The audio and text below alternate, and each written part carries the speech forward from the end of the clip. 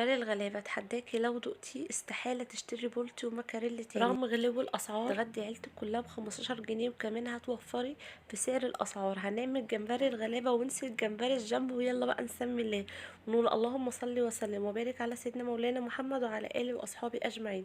ما تنسيش بقى اللايك يا قمر انتي وهي، وكمان كومنتي حلو زيك تشجعيني بيه ويشرفني. لو انت لسه أول مرة تشوفي القناة اشتركي في القناة.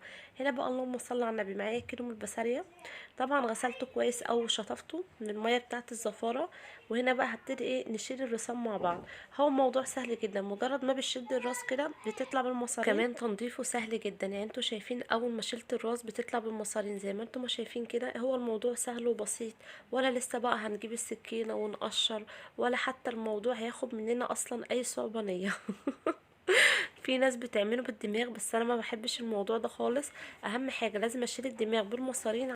طبعا اهم حاجه النظافه في الاكل. في ناس طبعا بتعمله زي ما قلت لكم بالدماغ، بس هو الموضوع مش هيبقى لطيف ومش هيبقى حلو خالص سواء طعم او شكل حتى. هنا بقى نضفت كميه السمك كلها، شايفين شكله عامل ازاي؟ بجد حلو جدا، ويعني مش غالي، رخيص ب15 جنيه. سيبكوا والله من غلو الاسعار، بس انا بجد بحبه جدا، اكتر نوع في السمك بحبه. يعني انا كان بقالي شهر نفسي فيه، وصاحبتي الصراحه اول ما لقيته قدامها راحت جابتهولي. بشكرها جدا جدا من خلال الفيديو دوت. هنا بقى هنعمل التتبيله مع بعض. فلفل احمر وفلفل اخضر وليمونتين وحبه من الثوم وربع كوبايه من الخل، ومعايا بقى كمون فلفل اسمر ملح وحبه من الشطه. مش هنحط توابل كتير، وممكن كمان تضيف الكزبره. في اللحظه ديت ماما ما كانش عندها، بعت جبت وضفت يعني على الخلطه بعد ما خلطتها. سامحوني، شايفين شكل الخلطة عامل ازاي؟ حلو جدا بجد، اعملوها هتحسوا بنكهة وطعم بجد مختلف. بجد الفلفل الاحمر بيودي التتبيلة في حتة تانية خالص. هنا طبعا بعد ما غسلنا السمك كويس بالخل والليمون وسيبناه طبعا يتصفى، اهم حاجه انتي تخليه يتصفى ميبقاش فيه ميه. جبت بقى التتبيله وهبتدي اللي انا اتبله واخليه بقى في التتبيله شويه. لو انتي مستعجله اعمليه على طول، مش مستعجله خليه ساعه ساعتين 3.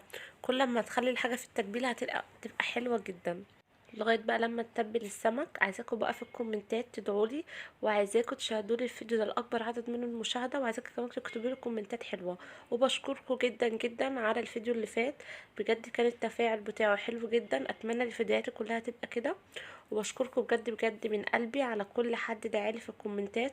وعايزاكم كمان تدعولي كمان وكمان، عشان بجد يعني ابتديت ان انا الفتره ديت اتعب تاني. عايزاكم بقى تدعولي وتشجعوني. طبعا انتوا شفتوا طبعا شكل السمك بعد ما تبلته كان عامل ازاي. بجد مش قادره اوصف لكم، ريحته تحفه. اتخيلوا بقى لما سويته كان طعمه احلى والله.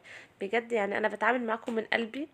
وبصوا مش يعني وانا كده يعني داخله ان انا اسجل الفيديو مش برتب كلام انا هقول، لا اللي بيطلع من قلبي هو اللي بقوله لكم.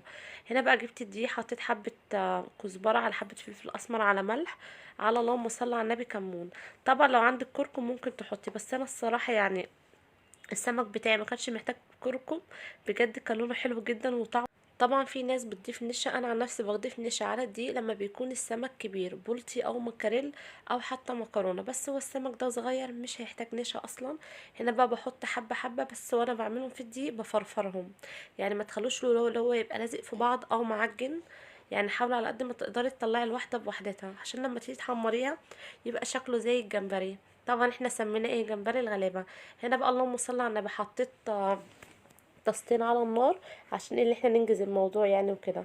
طبعا لو انت طبعا مش مستعجله يعني مش عندك حد، هتقلي في طاسه واحده زي ما انتم عارفين ان انا قاعده عند ماما، عشان كده حبيت ان انا انجز الموضوع. عملت كمان حبه رز صياديه وجرجير بقى وظبطنا الموضوع.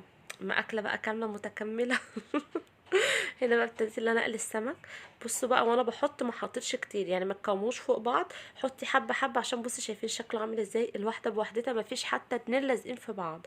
بجد حلو قوي، مش قادره اوصف لكم بقى في اللحظه ديت الريحه. للناس اللي هتقول لي انت بنتي بتحطي ليمون ليه؟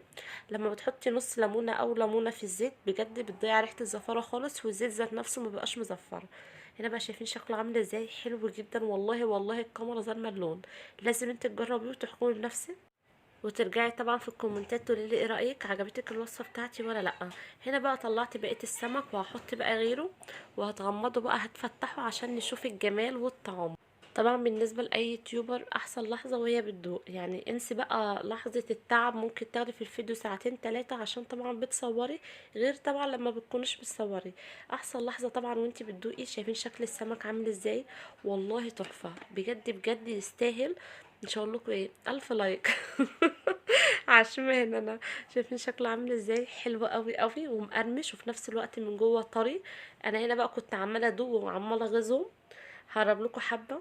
شايفين شكله حلو قوي قوي بجد، اتمنى انتوا تجربوه. دوت بقى رز الصياديه.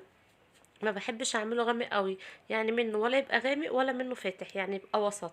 اللون البني الفاتح دوت. ممكن برضو تعملوا وجبة كده، حبة رز مع حبة سمك، برضو هيبقى حلو جدا.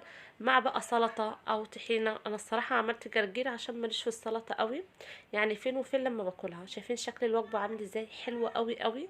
وبجد ما كلفناش اي تكلفة، وفي نفس الوقت كلنا سمك. طبعا زي ما انتم عارفين السمك بره ب50 جنيه. شايفين شكله حلو قوي؟ هنا بقى قربت لكم من قدام. بجد حلو قوي قوي، انا اصلا يعني جعت والله. اتمنى بقى تجربوا. ما تنسوش بقى اللايك والاشتراك في القناه، وكمان كومنت حلو زي كنت تشجعوني فيه. في رعايه الله، بحبكم قوي.